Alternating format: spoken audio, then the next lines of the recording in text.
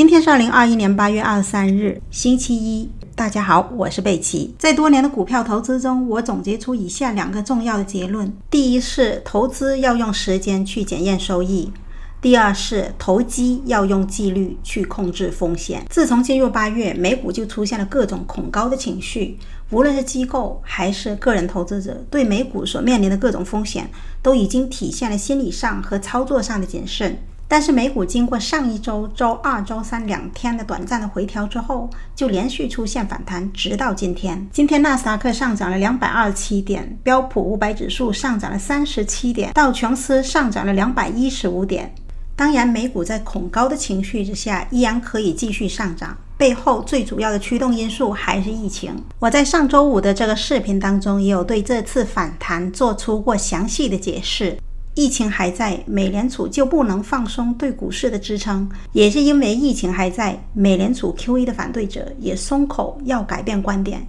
这些就是市场做多的理由和根据。大盘股指在众人普遍恐高的情绪之下，并没有走出下跌的走势，因此这对于早早离场的投机者，这无疑是错失的涨幅。面对指数的上涨，对于投机者是打击，是挫败，除非你能很好的控制自己对盈利的欲望，知足常乐，不去追高，要不然很容易跳入低位止损、高位追涨的火坑。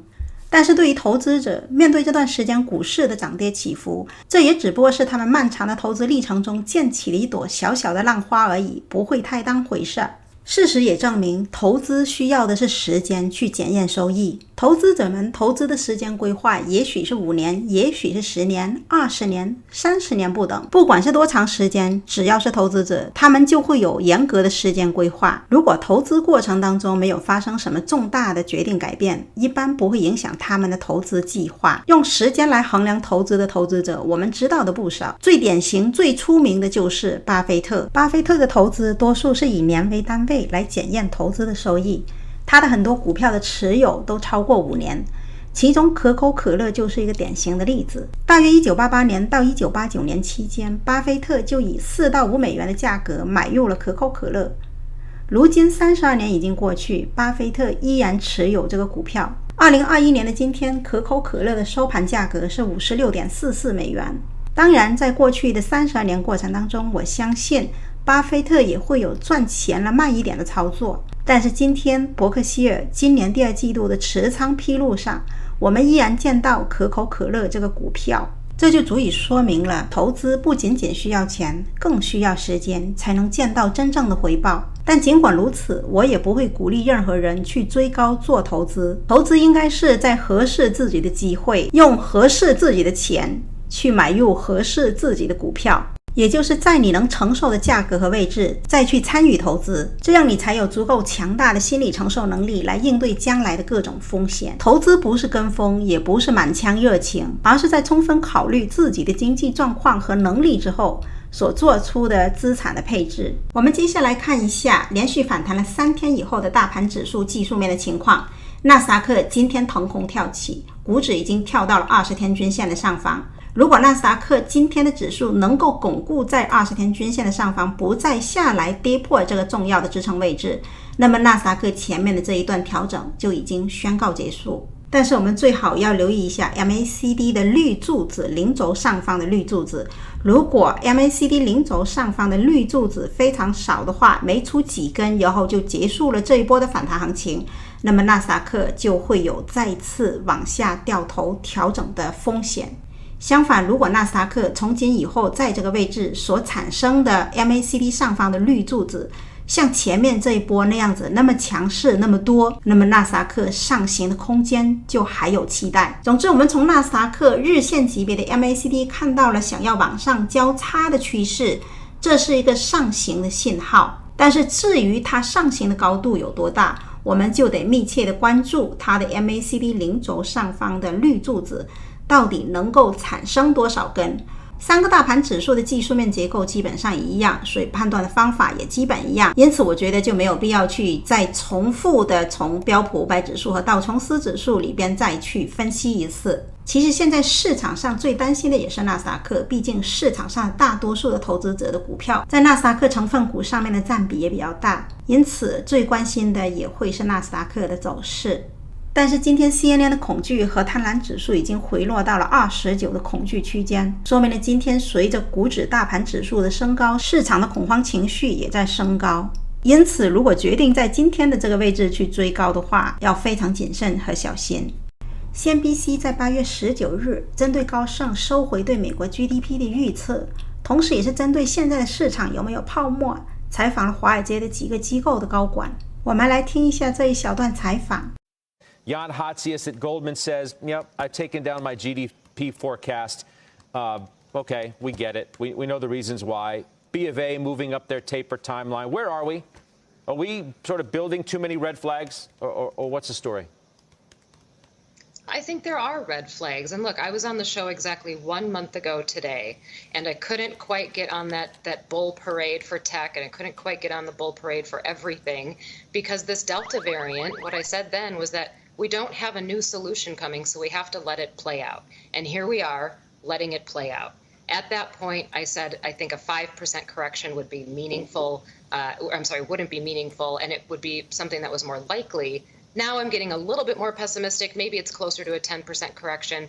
And there's a couple things weighing on that. Number one, we continue to talk about August as a seasonally light period. That's true. But you have to remember September and October are seasonally volatile periods. So we're going from a seasonally light period into a seasonally volatile period. Not to mention, continue to have concerns over immunity waning off.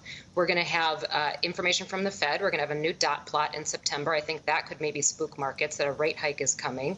And we've got a debate over infrastructure and the budget coming. So I think the next probably 45 days are going to be tough. But as an investor, you're not trying to avoid corrections. You're trying to avoid bear markets. I don't think we're headed for a big bear market. All right. SoFi Investment 的投资策略主管说，他认为市场真的是有红色警报的存在，因为 Delta 毒株的存在，现在又没有什么有效的措施，我们就得承受病毒带来的影响。在这种情况之下，5%的调整将会是有意义的。但是他说他现在变得更加悲观了一点，认为可能会有10%的调整的可能。他觉得有2个主要的原因，第一是8月份本来就是历史上表现不太积极的月份，9月、10月份也是季节性比较动荡的月份，因此市场是从不太积极的月份进入比较动荡的月份，这还没有考虑免疫降低的情况。我们还有来自美联储货币政策的信息，那也有可能会吓到市场，因为加息已经在路上，基建计划的预算也已经在路上。他认为在未来的45天之内，市场可能会很艰难。但是他说，作为投资者，我们不是去避免市场的下跌，而是去避免熊市。但他不认为美国股市会进入大的熊市。由此可见 SoFi Investment 这个投资主管虽然认为市场将来有调整，但是并不认为调整是坏事。今天盘前福克斯商业频道也采访了 UBS 的管理总监 Jason Cass， 主要是主持人看到了盘前期货市场出现大幅反弹，所以问一下 Jason Cass 有什么看法。Look, this is a pretty good start to the week, Jason. We're up 160 on the Dow pre-market, up about 40 on the Nasdaq. It doesn't look like the Federal Reserve is going to be a problem. What do you think? Well, certainly Delta and Afghan have given them pause. Look, for the better part of a year, I've been saying to you that I'm very constructive on the market. That doesn't make me a perma bull. I've been around nearly 30 years on Wall Street, and I know markets aren't one directional. For crying out loud, we haven't had a 5% decline in over 10 months. And we've had a lot of news break negative lately, whether it's the consumer numbers, the retail numbers, Afghan, Delta, peak growth concerns, etc. But getting back to the Fed, money is just too cheap. And it's not just here in the United States. Central banks around the world are going to continue to be accommodative. So where else is money going to go? So I see the point. It's that wall of money coming at Wall Street, coming at other economies, and it just will keep stock prices from going into a very severe bear market. So where are we going with the Dow Industrials this year? 36,000 maybe? I'm asking. Perhaps. I think the S&P by the end of 2022 can get to 5,000, which is around 12% from here. And you come back to this wall of liquidity. we've had $680 billion of buyback announcements by corporate America, and there's still nearly $4.5 trillion of liquidity in money markets. So look, there's no shortage of issues that could help us wring our hands here and give us pause, and maybe we do get our first garden variety correction. But I think you need to keep your resolve, keep your cool, buy on dips, but not, indiscriminately. Be judicious about what you're buying and when you're buying it, but I still remain constructive on this market.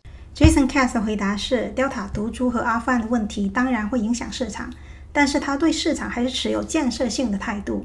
他说他已经在华尔街混了32年，他知道市场只有一个上涨的方向，但是也要给市场至少 5% 的调整。他说当我们回头看美联储的时候，现金太不值钱了。这个问题不仅仅是出现在美国，全世界都一样。然后他反问主持人，这么多钱会跑去哪里呢？他认为到2022年底，标普500指数会再涨 15%， 大约会涨到5000点的附近。他持这样的观点也有理由。他说现在有6800亿的海量回购，还有4.5万亿的流动资金在 Money Market， 市场不缺流动性。我们可能会看到市场因为 Delta 病毒而出现调整，但是我们应该保持淡定的心态，逢低买入。问题是你买什么，在什么时候买？他说他还是对市场保持建设性的态度。综合以上的信息，我得出的结论是市场的调整一定会有，但一旦调整就是买入的机会。但是我们却不知道这个调整到底哪一天才会来，只有来的时候我们才会知道。因此如果是投资的话，就继续保持投资；如果是投机的话，离场了，就必须拿出足够的耐心，等待下一次调整的机会再参与。但也只是我个人的观点，不是投资的建议和意见。好，我今天的视频就先到这里，感谢大家的收看。要是觉得我今天的视频还可以的话，麻烦给我点个赞，留个评论，并且订阅转发。我们下次再见。